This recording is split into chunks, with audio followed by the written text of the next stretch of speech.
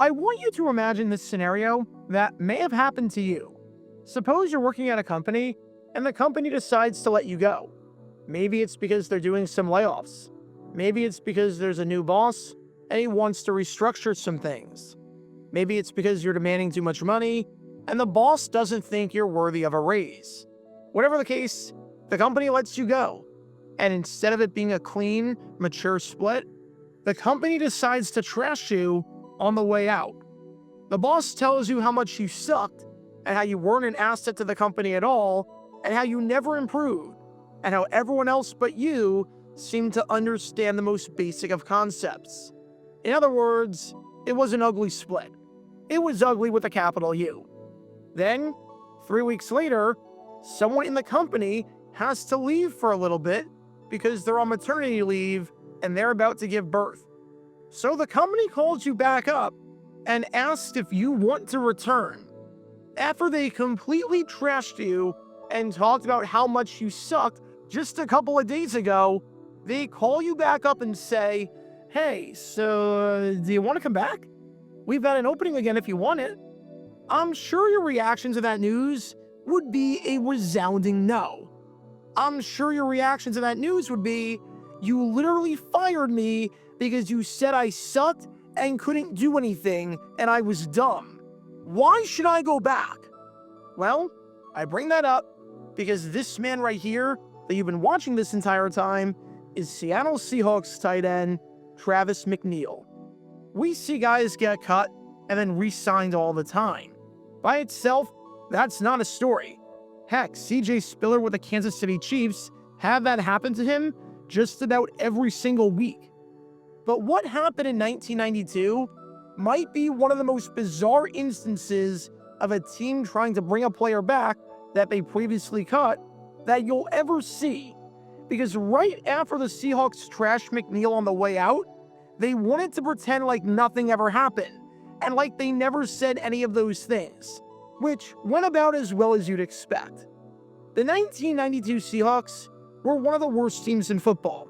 They finished 2-14 and scored just 140 points across the 16 games, coming out to 8.8 points per game, which should be impossible to do because they genuinely had one of the worst offenses in NFL history, and an offense that was so bad that they never scored more than 17 in any game, scored 7 points or less in half of their games, and only scored 13 offensive touchdowns all season.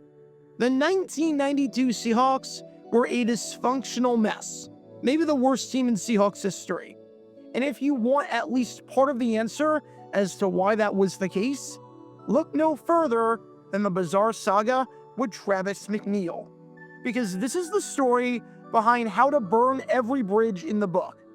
Make sure you hit that like button down below, subscribe, hype up that video, and turn on the notification bell so you don't miss a single video that we post on the channel. Because we post every single day on here about the weird and the wacky history of the NFL with stories like this one that you may not have heard of before. So if you like that sort of stuff, then this is definitely the place for you. Thanks in advance for liking and subscribing, and for hyping up the video, and for helping us grow this community. And with that in mind, let's talk about how the Seahawks couldn't close the deal for McNeel. But before I talk about the actual incident in question, and just how bizarre it was, we need some context to understand just who this man right here, Travis McNeal, was, and how good of a player he was before everything went south. The Seattle Seahawks drafted the Chattanooga tight end in the 4th round of the 1989 NFL Draft. And through his first 3 seasons in the league, you could definitely see that there was some potential. He didn't put up fantastic numbers, and his hands were a bit inconsistent at times, but when he had the ball in his hands, he was a one-man wrecking crew who never went down on first contact. In the open field, he was super fun to watch, as the man could seemingly turn a 3-yard gain into a 10-yard gain. He got an expanded role in the offense with each passing year, but never became the #1 tight end for the Seahawks because he was behind the veteran tight end, Mike Tice, on the depth chart for most of that time. But with Tice leaving the Seahawks during the offseason in 1992 in Plan B free agency to join the Minnesota Vikings, there was now a vacancy for that number 1 spot. And it seemed like this man right here, Travis McNeal, was going to be the man to fill it and was going to step into the spotlight. At least, that was the plan.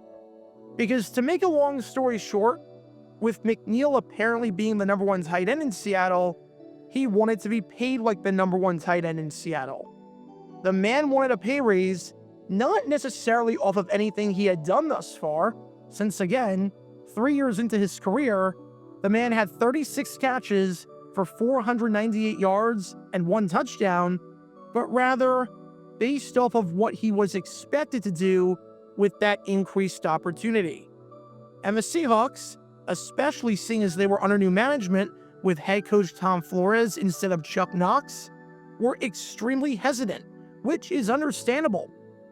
Until you actually play like a top tight end, we're not going to pay you like a top tight end.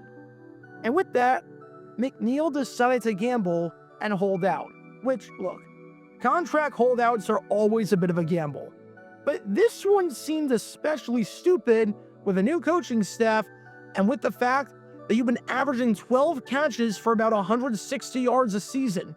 And there was no bump in production whatsoever from 1990 to 1991.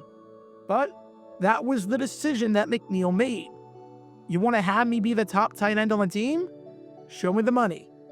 Unsurprisingly, this gamble did not work out at all. I don't know how I would rank all of the dumbest holdouts in NFL history, but if I did, this would probably be in the top 10. He got some bad advice somewhere. The Seahawks found 2 tight ends that they really liked, Paul Green and Ron Heller, and McNeal did not report to the Seahawks until September 1st, which was 5 days before the Seahawks played the Bengals in their season opener, meaning that McNeal missed all of training camp and all of the preseason. After holding out for roughly 50 days, McNeal was back, but by this point, it was too late, as the Seahawks decided to part ways with him. Said head coach Tom Flores on the decision to cut him, "I thought that he had a lot of potential to do those things, but he missed all that time, and it's time to move forward." Just like that, Travis McNeal was a free agent and went from the number 1 tight end on an NFL team to completely off an NFL team. And if that's where the story ended, all right, can't really blame the Seahawks here. Flores wishes McNeal well, but it's time to part ways, and that's that. It's a pretty peaceful and standard breakup, all things considered. However, that's not where the story ended, because now we're introduced to the Seahawks tight end coach, Russ Purnell. Purnell didn't coach tight ends again after his stint in Seattle, and based on what's about to transpire, it's not hard to see why. Because Purnell decided that he needed to add his take on the matter, and oh man, did he have some stuff to say. As Purnell said, "We got tired of saying inconsistent, and you got tired of writing it. Travis is a hell of a lot better athlete than Ron Heller, the tight end we kept, but Ron is a better football player." In other words, McNeal had all the talent in the world to succeed, but he just couldn't put it all together. And for whatever reason, it didn't click. Okay, so what's the big deal with that comment? It doesn't seem that out of line or that mean, does it? Well, like the Energizer Bunny, Purnell kept going, and he said, "You guys know that Travis is not a fast learner, and it would take him 6 weeks of training camp to learn this offense." That's right, Russ Purnell, the tight ends coach of the Seattle Seahawks, in no uncertain terms, called Travis McNeal dumb. He called him slow. He said it took him forever to process things and understand concepts, and that this offense was too advanced for his brain to handle. Hey, don't yell at Homer, just because he's a little slow. Something was said. Not good. What was it? Don't yell at Homer! No, that's okay. What was it? Slow! They called you slow! And obviously, this is an even funnier comment to make with the benefit of hindsight, knowing that the 1992 Seahawks finished with, quite possibly, the worst offense in NFL history, and an offense the likes of which we'll never see again. But there you go. The tight ends coach just completely trashed Travis McNeal on the way out. Tom Flores was being pretty kind when it came to his release and didn't wish him any hard feelings. And in came Russ Purnell, just burning the bridge and then dousing some more oil on it so that no other bridge could ever grow in its place. And that wouldn't be a big deal necessarily if it wasn't for what happened just a couple of weeks later. Because when Paul Green, one of the men who beat out McNeel for the starting job, got injured, guess what the Seahawks tried to do? That's right, they tried to re-sign Travis McNeal. The man that they trashed on the way out, the man that they called slow and dumb and unintelligent and all that, how would you like to come back to the team? And again, this wasn't a new coaching staff or years down the road where all that remained was the name, but everything else was different. This was 3 weeks after they cut him, with Russ Purnell and the rest of the coaching staff still there. Travis McNeal had two options.